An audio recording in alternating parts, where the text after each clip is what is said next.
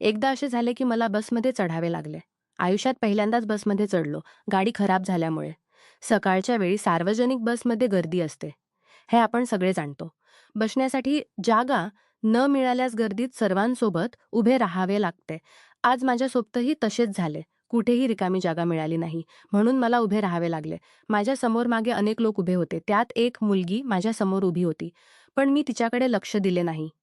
मी शांतपणे उभा राहून आसपासचे वातावरण पाहत होतो. अचानक बस जोरात ब्रेक मारून थांबली. मी स्वतःला सांभाळू शकलो नाही आणि समोरच्या मुलीवर पडलो. माझा एक हात अनावधानाने तिच्या छातीवर गेला, पण मी समजल्याशिवाय स्वतःला पडण्यापासून वाचवण्यासाठी तिथे घट्ट धरले. कुठे हात गेला हेही कळाले नाही. स्वतःला सावरून उभे राहायला 1 मिनिट लागला. स्वतःला सावरून उभी आगझाळी झाली होती. समोरची मुलगी आगझाळी झाली होती. जळजळत्या नजरेने माझ्याकडे पाहत होती. काय झाले हे मलाही नीट कळाले. अचानक मुलीने माझ्यासोबत जे केले त्याची मला अजिबात अपेक्षा नव्हती. कारण जे झाले ते अजाणतेपणाने झाले. जाणून बुजून काहीही झाले नव्हते. फक्त एक छोटीशी गैरसमज. पण त्यावर असे काही करेल मुलगी हे मी कल्पनाही करू शकलो नव्हतो. ज्याचा परिणाम माझ्या करिअरवर झाला. माझे नाव आर्यन जोशी. कुटुंब म्हणजे माझे एक काका सोडून दुसरे कोणी नाही. माझे वय 5 वर्षांचे असताना एका अपघातात आईवडील दोघेही वारले. तेव्हापासून मला उचलून माझे काका मोठे केले. फक्त तेच नाही तर माझ्या वडिलांनी सोडलेल्या सर्व मालमत्तेची काळजी घेतली. अगदी माझ्यासाठी लग्नही केले नाही. माझे वय 18 वर्षे झाले तेव्हा सर्व मालमत्ता माझ्या नावावर करून दिली. पण मी घ्यायला तयार नव्हतो. तरीही त्यांनी जबरदस्तीने सर्व लिहून दिले. खरं सांगायचं तर आजकाल असे लोक दिसत नाहीत. माझे काका मला खूप प्रेम करतात. स्वतःच्या मुलासारखे मला वाढवले. ते माझे बाबा नसूनही बापाची जबाबदारी पूर्णपणे पार आणि आदर देतो आणि मीही त्यांना स्वतःच्याबद्दल थोडे सांगतो. आता माझे वय 28 वर्षे आहे. त्वचेचा रंग उजळ गोरा. उंची 6 फूट 3 इंच असेल. रोज योगाभ्यास करतो म्हणून शरीर स्वास्थ्य खूप चांगले. एका शब्दात सांगायचे तर सुडौल सुंदर तरुण. एकदा कोणाची नजर माझ्याकडे पडली की ती काढता येत नाही. स्वभाव किंवा चारित्र्याबद्दल बोलायचे तर मी सर्वांपेक्षा वेगळा आहे. कारण मी फारसे बोलत नाही. खूप शांत स्वभावाचा. पण हो, एकदा राग आला की तो सहज नियंत्रित करता येत नाही. विनाकारण कोणी माझा शांतपणे सहन केला तरी नंतर मात्र त्या अपमानाचा सूड घेतो. आणि तो इतका भयंकर असतो की माणूस कल्पनाही करू शकत नाही. अपमानाचा बदला मी कोणत्याही प्रकारे घेण्यास तयार असतो. शाळा कॉलेजमध्ये अशा स्वभावामुळे मित्रमंडळी म्हणायला फारसे कोणी नाही. पण एक आहे जो मला समजतो. माझ्या चांगल्या वाईटाची खबर ठेवतो. जो माझ्या संकटात सावलीसारखा माझ्या पाठीशी असतो. मला सपोर्ट करतो. तो आहे माझा मित्र समीर. आम्ही शाळा कॉलेज मीडियावर खूप ॲक्टिव्ह आहे. सोशल मीडियावरचे कोणतेही गुपित त्याच्याकडे असते. आमदारांचा मुलगा असल्यामुळे खरे तर समीरचे वडील आमदार आहेत. त्यामुळे समीर राजकारणही करतो. तरीही मी माझा व्यवसाय पाहतो आणि सोशल मीडियावरही ॲक्टिव्ह आहे. सोशल मीडिया म्हणजे काय? तिळाचे ताळ करणे म्हणजेच सोशल मीडिया. आता मुख्य कथेत येऊया. रोजच्या नियमाने माझे जीवनचक्र फिरत आहे. ऑफिसमधून घरातून ऑफिस. कोणती गर्लफ्रेंड नाही की तिच्यासोबत वेळ घालवावा. अशा स्वभावामुळे अजून झाले नाही. आणि लग्नाचा विचार अजून मनातही आणला नाही. पण वेळ मिळाला की माझ्या मित्र समीरसोबत गप्पा मारतो. एक दिवस असे झाले की माझी एक तातडीची मीटिंग सकाळी 7:30 वाजता पडली. म्हणून नेहमीप्रमाणे पहाटे उठून योगाभ्यास संपवून फ्रेश झालो. मग काकांसोबत एकत्र बसून न्याहारी केली. न्याहारी संपवून ऑफिससाठी तयार होऊन 9 वाजता निघालो. घरातून माझे ऑफिस 40 मिनिटांचा रस्ता आहे.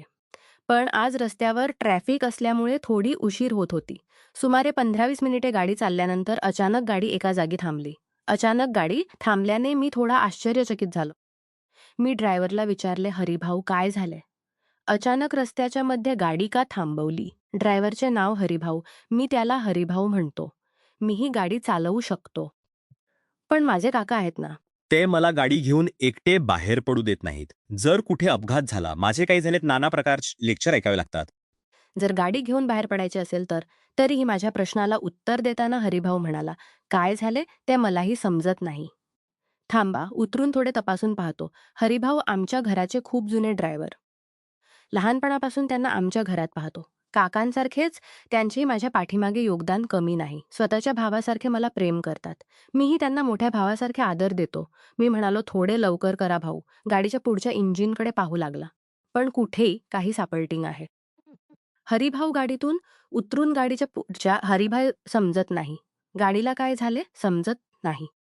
वाटते गाडी मेकॅनिककडे नेली पाहिजे. तू टॅक्सी किंवा ऑटोने जा. यावेळी हातात फक्त 45 मिनिटे बाकी होती. या 45 मिनिटात मला कसेही करून ऑफिसला पोहोचावे लागेल. आज मीटिंगसोबत एक मोठा डील होणार आहे. इथून माझ्या ऑफिसला जायला 25 मिनिटे लागतील. रस्त्यावर उभे राहून हात हलवून ऑटो किंवा टॅक्सी थांबवण्याचा प्रयत्न केला. सुमारे 5 मिनिटे झाली, पण एकही टॅक्सी किंवा ऑटो थांबला नाही. आयुष्यात पहिल्यांदाच सार्वजनिक बसमध्ये चढलो. त्यामुळे बसमध्ये चढण्याचा अनुभव मला नाही. सामान्यतः सार्वजनिक बसमध्ये सकाळच्या वेळी गर्दी असते. हे आपण सगळे जाणतो. त्यामुळे अनेक प्रवाशांना उभे राहावे लागते. आजही तसेच झाले. बसमध्ये खूप गर्दी. कुठेही एकही जागा रिकामी नाही.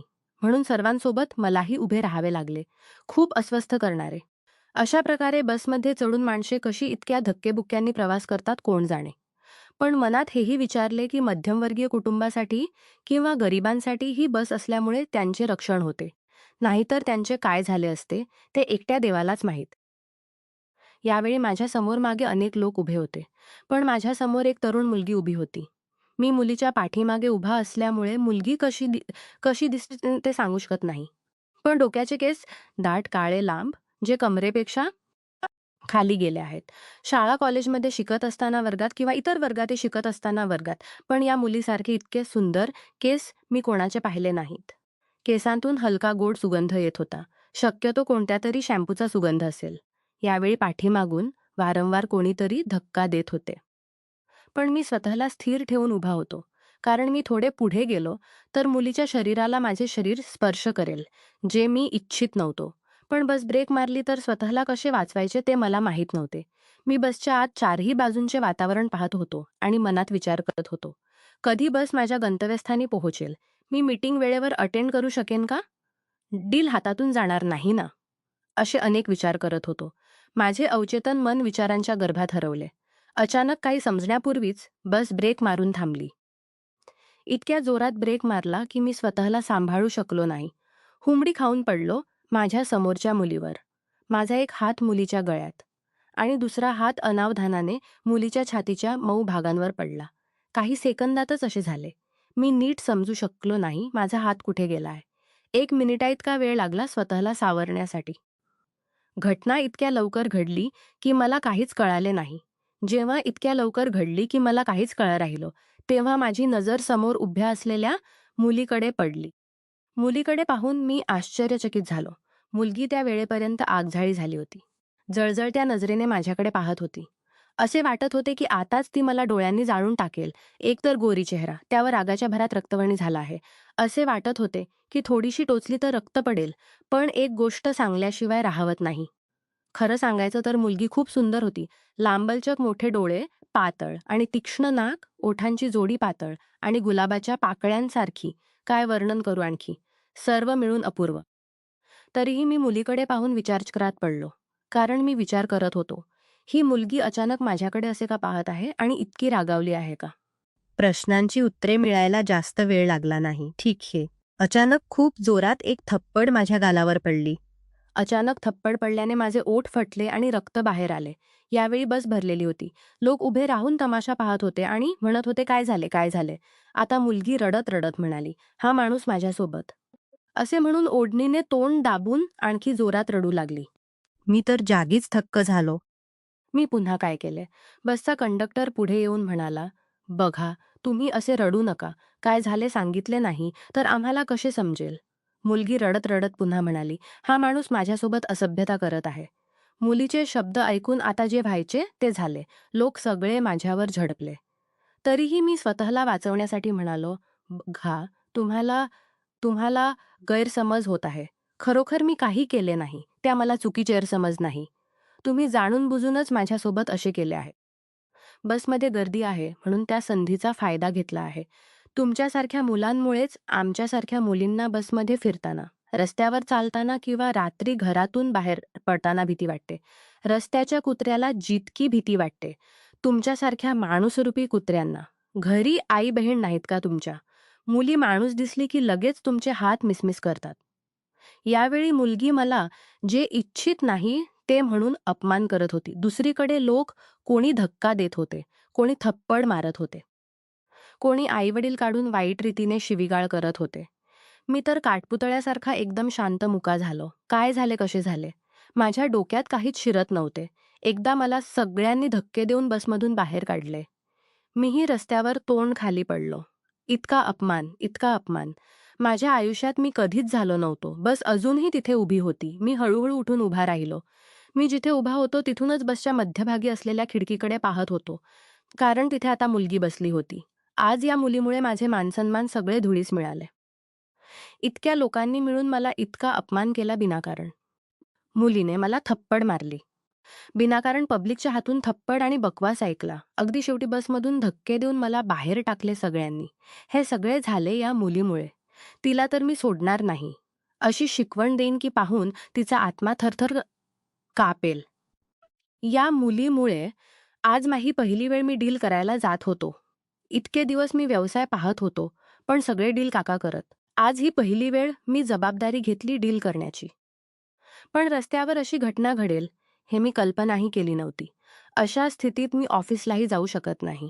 एकतर माझे कपडे घाणेरडे झाले आहेत. दुसरे, अशा परिस्थितीत मी मीटिंग किंवा डील कुठल्याही प्रकारे करू शकत नाही. माझ्या डोक्यात त्याचा बदला मी घेणार नाही तोपर्यंत मला शांती मिळणार नाही. त्या मुलीला तर मी सोडणार नाही.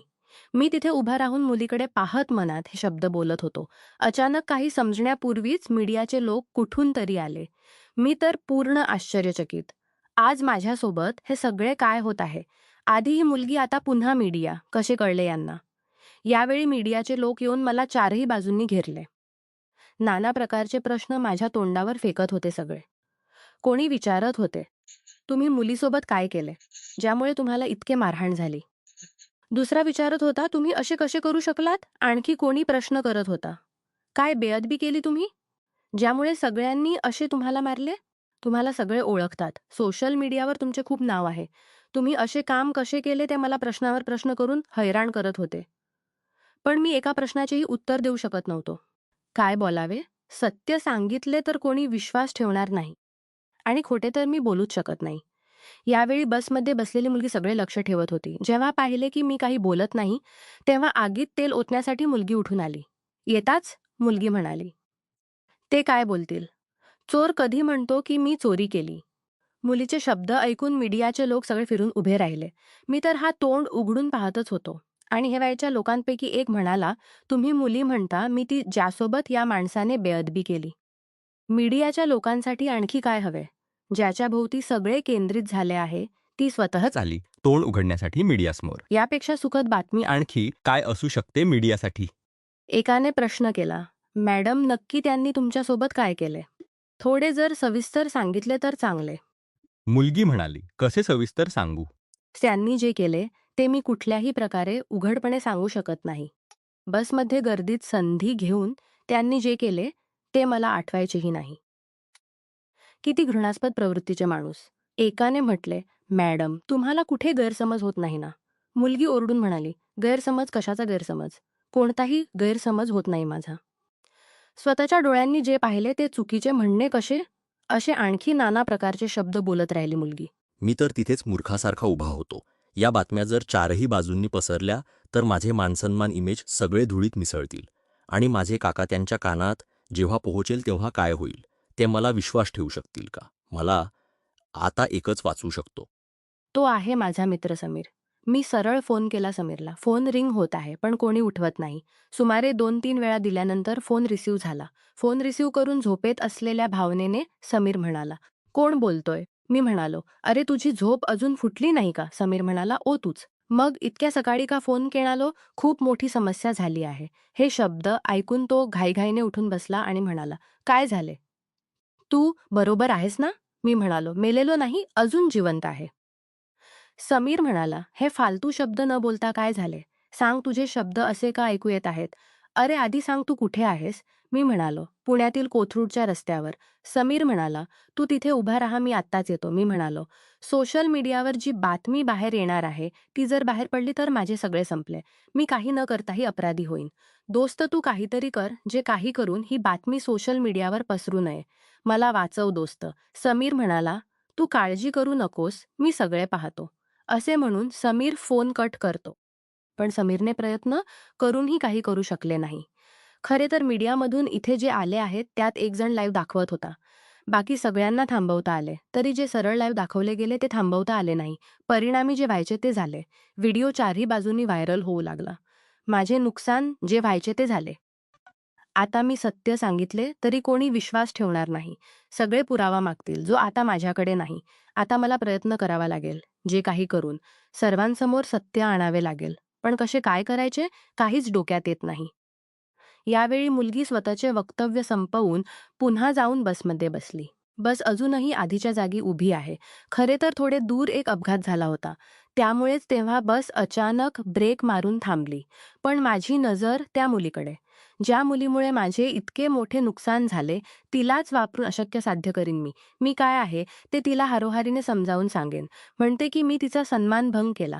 सन्मानभंग म्हणजे काय हे आता तिला समजावेन. सर्वात पहिले काम म्हणजे मुलगी कुठे राहते ते मला कळले पाहिजे. मग जे करायचे करेन. यावेळी अविरत एका पाठोपाठ कॉल येत आहेत माझ्या फोनवर. मी नंबर बघून बघून कट करत आहे. या दरम्यान काकांनी 10-12 वेळा फोन दिले आहेत. इतक्या वेळात नक्कीच काकांना सगळे कळले असेल.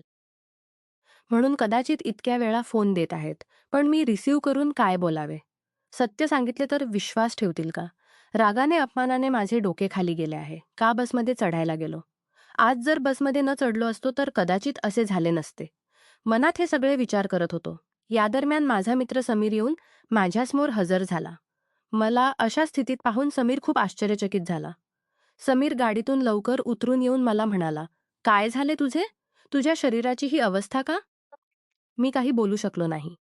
फक्त रिकाम्या नजरेने त्याच्याकडे पाहत राहिलो.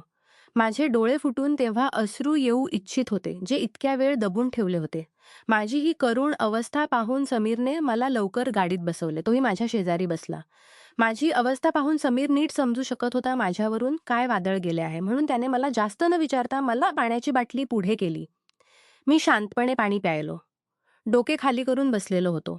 सुमारे बराच वेळानंतर समीर म्हणाला, स्वतःला मजबूत कर. अशा परिस्थितीत मोडून पडले तर चालणार नाही. काय झाले मला उघडपणे सांग. मी म्हणालो, तू विश्वास ठेव. मी स्वतःच्या इच्छेने काहीही केले नाही. जे झाले ते एक अपघात. समीर म्हणाला, जगातील कोणी विश्वास न ठेवला तरी मी तुझ्यावर पूर्णपासून ओळख ठेवतो. कारण मी तुला आजकालपासून ओळखतो नाही. आता काय झाले ते मला उघडपणे सांगितली. सगळे शब्द ऐकून समीर वाक्यहीन झाला. साधी एक छोटीशी घटना घेऊन इतके सगळे झाले. अरे बाबा, बसमध्ये फिरताना तर किती जणांची धक्का लागते. अनावधानाने हात जातो. नमस्कार मित्रांनो, तुम्हाला ही कथा आवडली असेल तर चॅनेलला सबस्क्राईब करायला विसरू नका. आणि यापेक्षाही अधिक रंजक व्हिडिओ पाहण्यासाठी माझ्या चॅनेलवर नुकताच अपलोड केलेला नवीन व्हिडिओ नक्की पहा. तो तुम्हाला खूप आवडेल अशी मला आशा आहे.